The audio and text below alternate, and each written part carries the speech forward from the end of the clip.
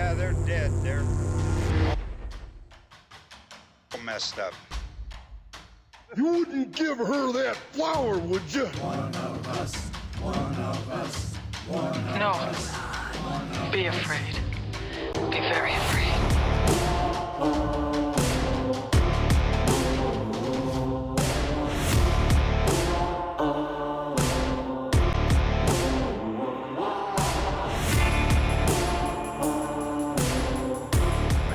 Renfield, he's the Van Helsing style no, guy? Renfield's like Dracula, Dead and Loving It.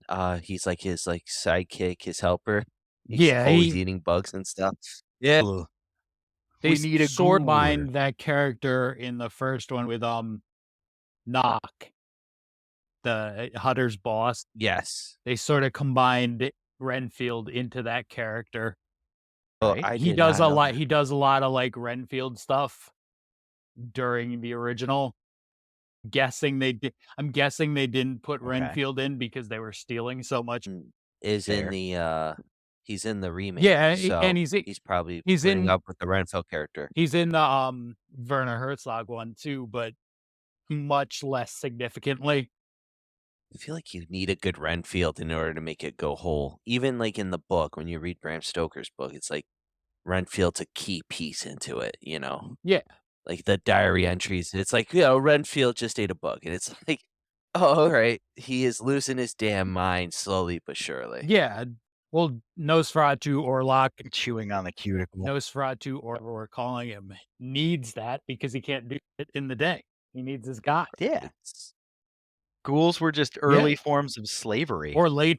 That's what it is. You just heard a whole bunch about it. Yeah.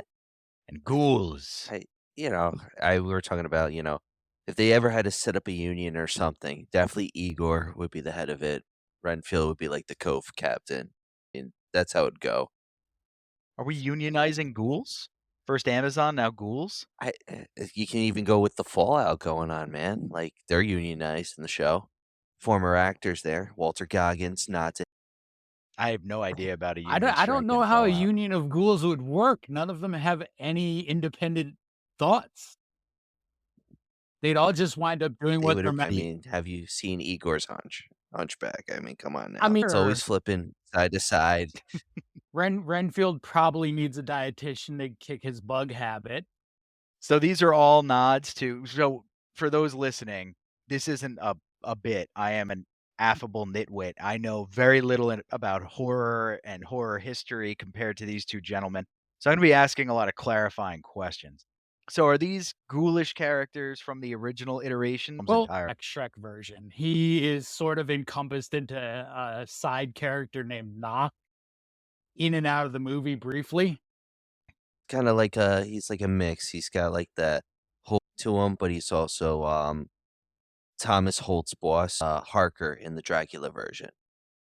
Okay. Who is so Hutter in the original is the Harker character, and that's sort of another nod to we're stealing and trying not caught. Got it. So that's a reference, listeners, to the fact that Nosferatu is a blatant ripoff Bram Stoker's Dracula, which is hilarious to me for a lot of reasons. But I do notice there are subtle, imaginative, and original things in Nosferatu compared to Dracula. He's ugly as shit for starters. He's literally a rat with wings. That's Like- what he looks like, a rat coming Yeah. out. But iconic image. I mean, it's definitely they took the look of it. And they from the Salem's Lot. Yeah, the character. He's got the Marlowe. fangs and stuff, and that's borrowed Yeah. from Rex Count Orlok. Oh yeah, big time. There's a few different ones too, and I guess they went that way because they wanted more of a monster, less of a Don Juan. Because Dracula, in a lot of ways, especially today, is like out of a telenovela with the greased back hair and everything. He comes in, Maria, He's a sexy stuff beast. like that. I like Nosferatu's like way. That's the Yeah, exactly. And I mean, that's the way it's supposed to be in a lot of ways. But Nosferatu does that in he has a love interest, and it's a lot more rapey and gross. well, he's a plague. That's why he's so ugly.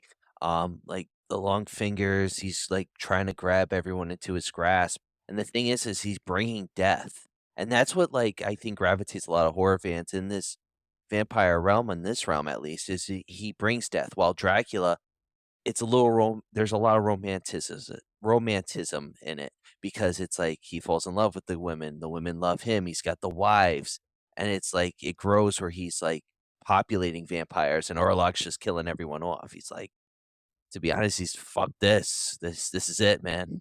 The kill. And he just goes Yeah, after it. Dracula wants more vampires than Orlok wants to watch the world burn.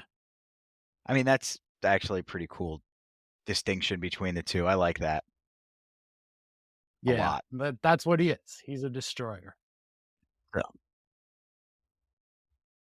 Okay, and then he just wakes up because Johnny Depp's daughter is lonely. Is that kind of the beginning premise? Like it kicks off, she's like, "I'm so sad," and he just pops up.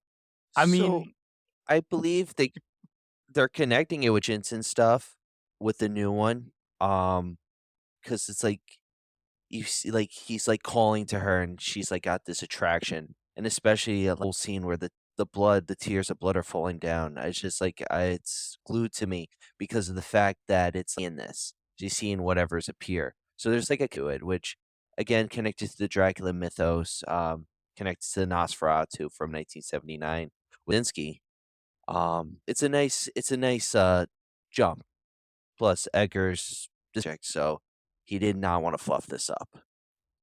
I don't either. Based on the early reviews, it seems like a lot of it's funny because people who like Norsemen dig this and say that like it's not his best work, but it's really good. And then there's the people who like hate Norsemen and they have like a rage boner against Lighthouse and stuff like that.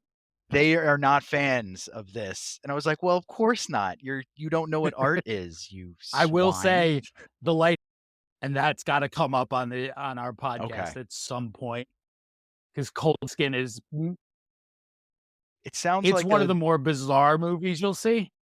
it sounds like I feel okay. like there's skinning involved, There- just based Okay. on the like. I was gonna say it sounds like something you'd see on it's Cinemax close, at yeah. 2:30 You mean in the morning. Skinemax, sir? It's close to Skinemax. They minus most of the news serve as the main Oh. character slash maybe interest.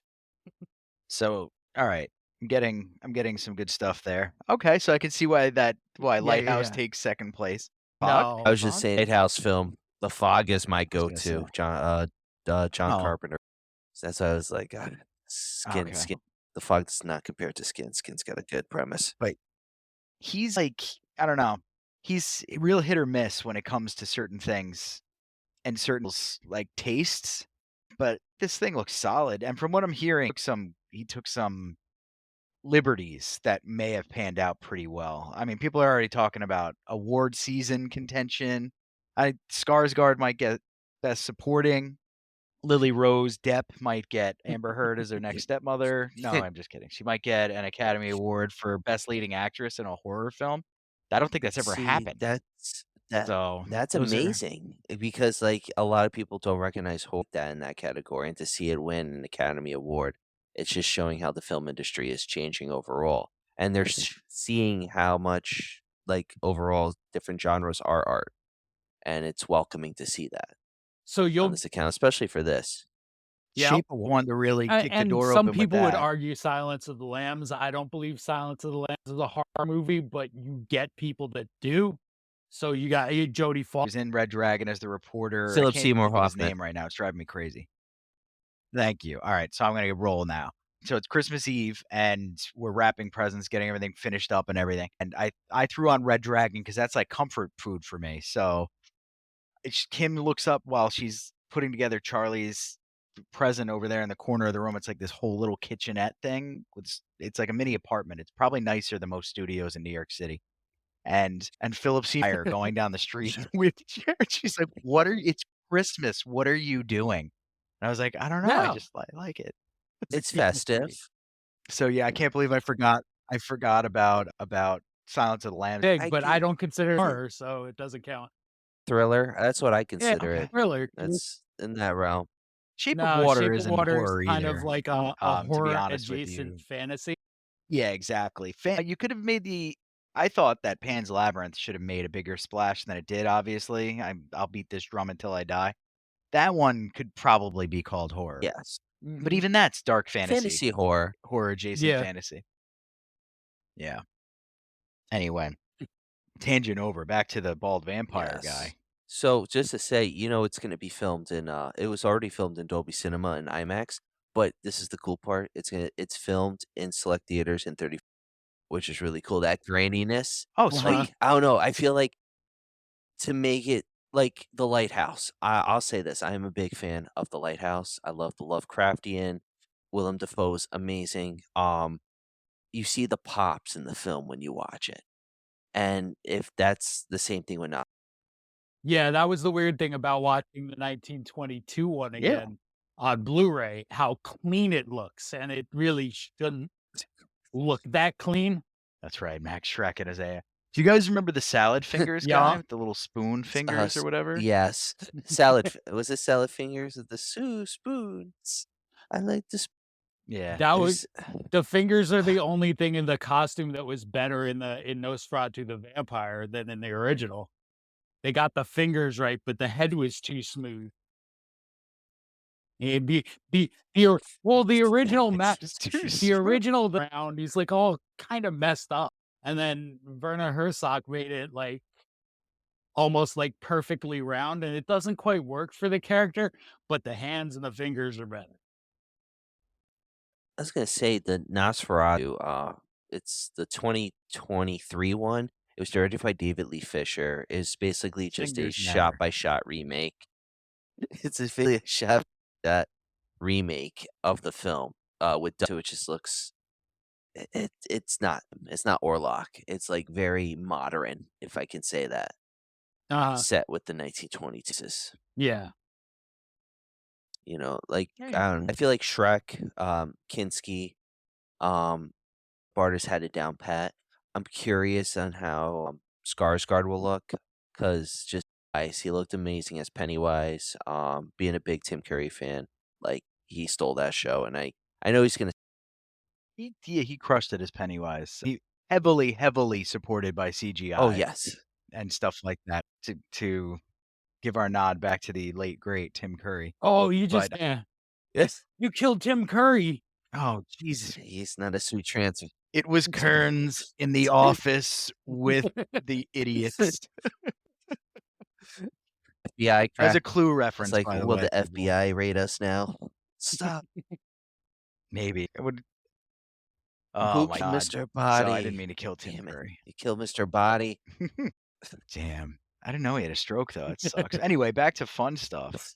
So Skarsgård playing like all of the movie villains and stuff like that that's gonna be interesting to see what he ends up getting cast in next. Because if he crushes Orlok, he pretty much crushed.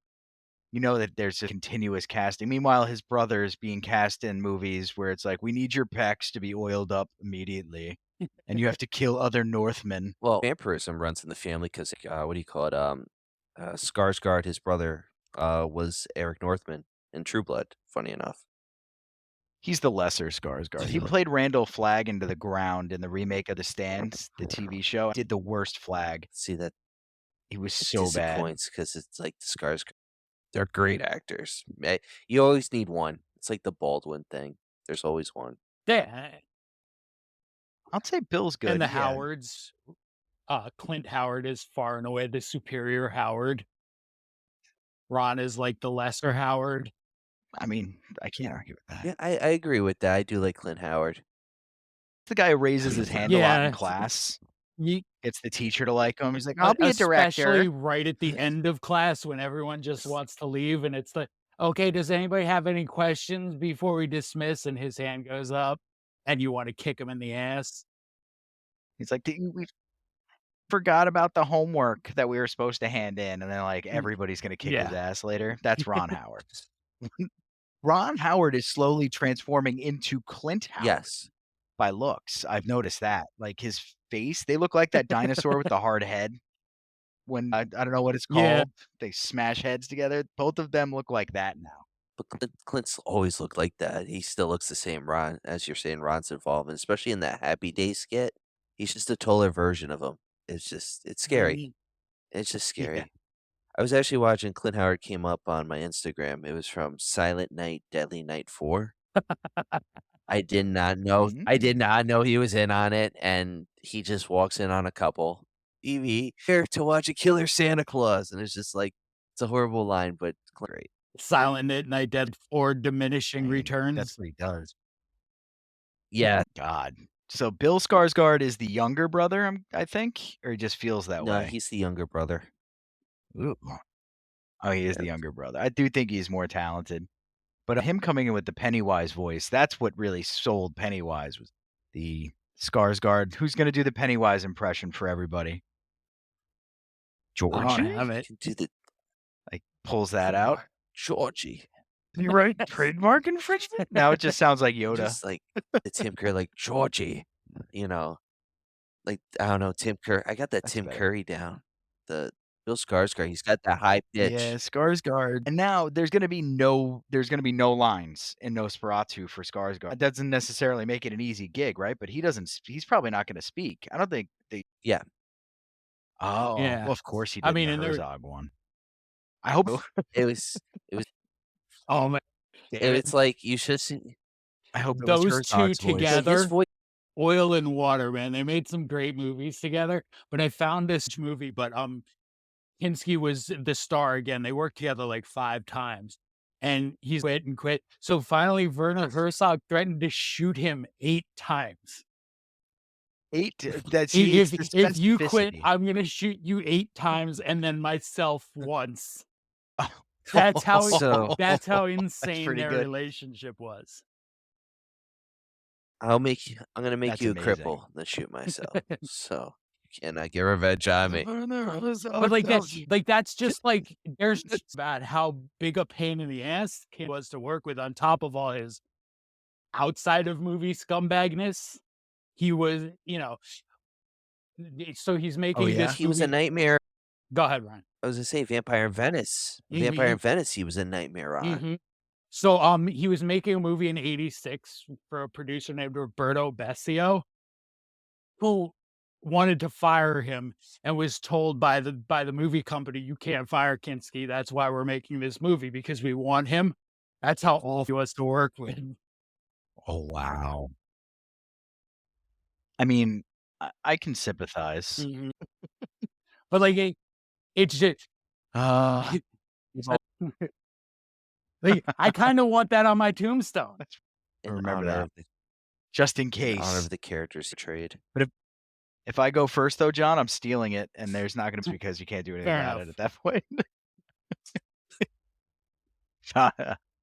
All right. So you guys Yeah. have seen both films, the original, the remake, the remaster of the original counts as the original, and then the Max Shrek, right? So I'm the only one who's actually seen footage. Again, I did a little bit. So for the people listening, I went with my wife and 2 boys to see Sonic 3, which is a riveting film. Jim A riveting Carrey's film. return. It Come on. basically ripped off, spoiler alert, and it's a total ripoff of like all of the plot lines from Dragon Ball Z movies, specifically movies, not like of it, but my wife made me shut up about it. She's you like, stop? stop This is a talking kid's about movie." this topic. So I went out. Well, I wasn't sitting next to her. This was after the movie on the ride home. She's ready to kill me. Believe this. So I leave the theater to go to the bathroom, quote, quote, and I walked right in. And I walked pivotal point in the movie. It's visually appealing, to say the least. It's color, but it's black and white. They overpresent it so expertly well, and it puts such a bleak atmosphere together. And Willem Dafoe's character was on screen, had been there standing like awkwardly in the corner, like not unlike Orlok, maybe. Just And yeah, it's like, Yes. yes, for research for the podcast. And he does it. He's like a man. When he's on screen, you just have to stare at him. The costume design, the way he speaks in the film, you're just I'm on him the whole presuming he time. was It looks really was he like good. Vanson from what you saw? Because that's what the vibe I was getting with. Yeah. He's very sciencey. So yeah, he's like the only one. You know how the trope is. He's like to be the only living human who knows about vampires. And he just goes into like how every little bit of lore you might know from these things, whatnot. But that's not really what I was seeing. This is mostly but that is the vibe his character was giving off for sure. Like the dude who doesn't deserve to live through the third act kind of thing because he knows too much. It'd be too boring. But yeah, I was like, I'm gonna make them jealous. I came to whipping out the phone, but then I was like, no, here's the See, upkeep. I was waiting for won't you do to it. be like, yeah, I found a seat. I sat there. There it was. I said, "Get me a minute. Watch the whole film." I was gone for like 10 minutes and I was on a candy mission. And the thing that brought me to the idea was that it was our people in the concession line. And then I came out and I was like, all right, okay, I see some gauges and ears and some odd piercings, and these are my Nosferatu. So I just walked in. I like how you said though the aesthetic of the color and stuff because it feels like it's given that old school vibe, and Edgar is like amazing with that. But also as a side note too, just as a nod, you're mentioning Willem Dafoe and stuff. He was Max Schreck from the old, well, technically old now, 20, 24 years ago, Shadow of the Vampire. He was Max Schreck. So it's a nice little loop around for him that he was Max Schreck in the Interesting. supposed biography film, which Shadow of the Vampire is the supposed biography film starring the great John Malkovich, Willem Dafoe, and Carrie Elwes for your Princess Bride fans. Nod right there. Yeah, that's like my favorite movie, bro. Jada was wearing a shirt today. Terry Elwes is my He G. plays who he played. Oh, Yeah, nice, she had the dude. shirt on. I was like, I forgot to get a picture. I was like, where'd you get this? She was like, That's a damn fine movie. oh, it's a classic. But he plays who he plays. Fritz Arnold Wagner. That's who he plays, the cinematographer, and it's a little feedback of Does he have a German accent? yes. I feel like he'd play a perfect. Yeah, of course he did. He's So he's like the most Aryan looking guy, especially currently. He's just getting blonder and more blue eyed every well, day. You can't cast him as a he's the German. only Robin Hood with a British It's just- accent. Come on. right? It's insane. Well, I'd say you Carrie have Udo Elwes. Kier in this film too, as well. By the way, if you're not familiar with Udo Kier, he's in a great movie called Blade. It's an action film. I don't know if you guys agree with that. I think that's an action film, but It's not a he's one of horror the high movie. vampires. What? It's not a horror movie. All right, I was gonna say Blade is 100%. I was gonna say okay. Movie. There was Yeah. talk on that too. The soundtrack is pure techno. It's pure techno. It has to be an action movie. It's like I remember I used to run to the friggin' blood rave scene music on like it would go into like Limp Biscuits, Fred Durst crap. Like, oh my god, I remember that like it was yesterday. Blade. So who does he play in Blade? The beard. Here he plays one of the high vampires where Frost has him. Some Oh, of outside course. and the sun's coming up. He's like, "You're gonna feel the heat. It'll be your first time, and it'll be your last time." Just great writing. I mean, I got a special place in my heart for Blade on that one. Career defining role. I like when Steven Dorff turns into a big pimple and pops at the end. That's fun. The best one is the part with the UV light where the vampire they can't move. He's like, "Frost, save me!" He's like, "You're on your own. Have fun," and just lights him up. Blade was iconic, but yeah, John's right. I mean, there's so much stuff that flirts with horror that tries to cherry pick all the good out of horror, but appeal to other fans. And I have no problem with genre bending, especially in writing. But with movies, it's hard to Well, pull it's a off. thin line because there's always that talk on it, like what's vampire, what's not vampire. Like Nosferatu, right? It's a horror film, but then you look at Dracula. Dracula's definitely a horror film, but some people, like Francis Ford Coppola's one, consider romantic in its own line. Always, Yeah, I think when you're putting an Yeah, it's tricky. adjective in front of horror, like romantic horror, you're probably not horror anymore. No, that's like the A has Yeah. kind of thing. Year-old centaur pushed her up against the tree, and all the housewives are like, no, it's fantasy. And it's porn. But Blade is an action movie. Nosferatu is definitely a horror movie. I can definitely stand by that, though. That it's gonna go a little light. It's gonna be like The Markers, almost gonna. There's a lot of exposition in this based on the reviews, and I think there's not gonna be a lot of traditional. Well, I'll tell you the scaries. thing I'm most having seen it is the runtime. The original 2 hours and Nosferatu, 12 Yeah. minutes. yeah, The original Nosferatu is 95 minutes. Granted, there's no talking. She's in a lot of the film, so that probably is the case. It's hers. She's got to have an existential crisis. She's got to fall in love, fall out of love. She's got to, and all those things probably have to happen. She probably got to get bit, Well, the right? Somebody's the got to get character of bit. Ellen Hutter through all of the Nosferatu, the character is the key to the whole thing. She's the key to Nosferatu, not just in general for everything that's occurring. And I mean, her growth as the character is in it. I feel like it's gonna focus on that, but like Robert Eggers is very like cinematic. He loves like those big shots. Like thinking of the lighthouse, it was like a lot of still shots here, there, and developing slowly but surely. And I think that's what a lot of the screen time is dedicated to. Mhm. There's there will be a lot of exposition, but then it's going to be like a wide shot of London or, and that pull in or the castle and just like scenes and stuff just to build up that horror along with the cinematic music in it. Cool style.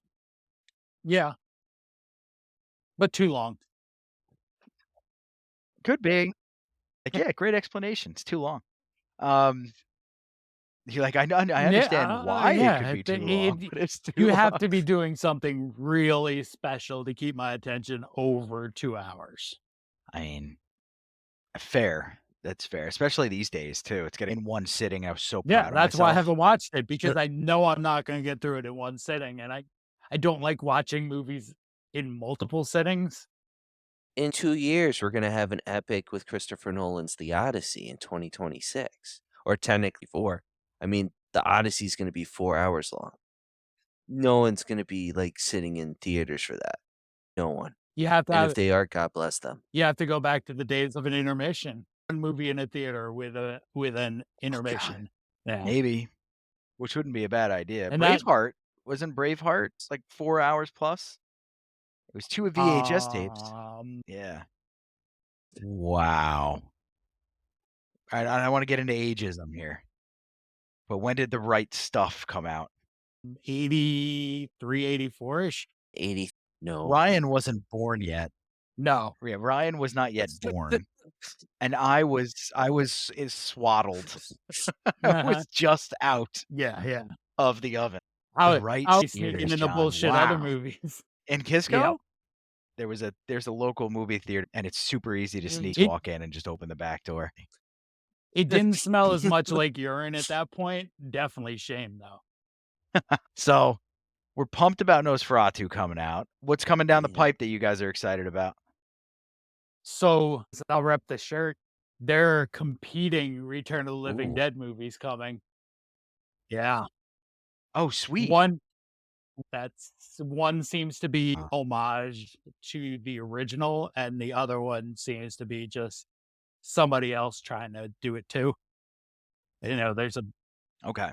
And it's to no probably follow gonna rules, be a baby. and all that, where it's like more we're saying Living Dead, Nosferatu, all that, and it's remaking or as well as Yeah. there was like Robert Englund. They asked him, "Can you do another Nightmare on Elm Street?" He goes, "If it's cartoon." So, like, there's a lot of possibility, and especially with AI and stuff. I mean, There's just no new ideas. We don't need another Nightmare on Elm Street. Like, Long you gotta Legs let him came in. out, and I was pretty excited about that. It wasn't the greatest movie in the world, but you know what it was? Mhm. It was new. It was Just new. with that, I'm not letting him in anywhere, dude. I was terrified when he was bouncing around in the yard. I didn't need the twist. I didn't need to know any of the other crap that was going on. and a lot was Barbarian, and just like going to Wisconsin and going to like a B&B, an Airbnb, and seeing Barbarian. Yeah, that like doors on that. Yeah, that's a good one too. That's a good one. Not The Hills Have Eyes kind of vibe. Mhm. Like it felt vibey a little bit, but it was a pretty original idea. It's based on a true story. True account of a man who was living in the walls of a house and terrorizing the family, 2 daughters, and yeah, it was for a long time too. He was like behind the dryer. There was a way for him to get in, and he was planning on killing them. And he even revealed himself. Police like didn't believe him. They staked the house, but he was still in the house. It was nuts. It's a nutty story.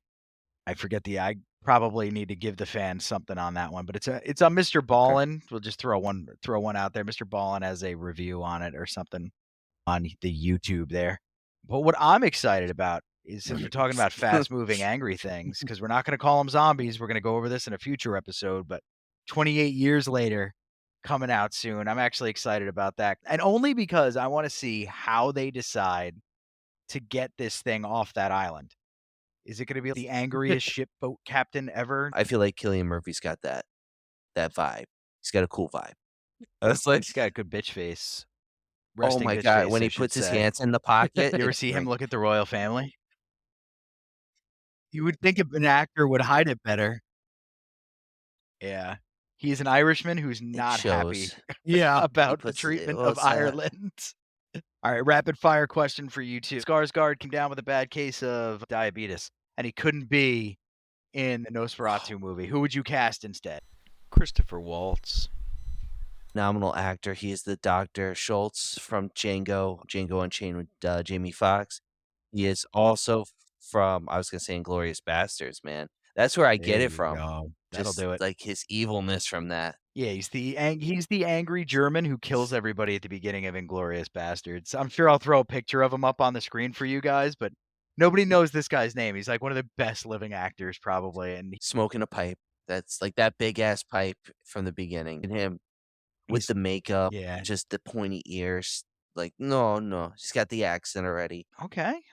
Howard Thornton from Terrifier. A Terrifier reference, of course. It couldn't be I know, I an feel bad episode without a doing it, but- Terrifier reference. That was a quick rundown of Nosferatu 2024 from three guys who haven't seen it yet, which is probably good for you guys because we can't spoil it. We'll probably reference it and what we thought about it in our next episode, or maybe one further down the line. Until then, we hope you guys enjoyed hearing us talk about how much we love all things horror. And don't forget to go out and watch Nosferatu 2024. Let us know what you think. See ya. Come to me.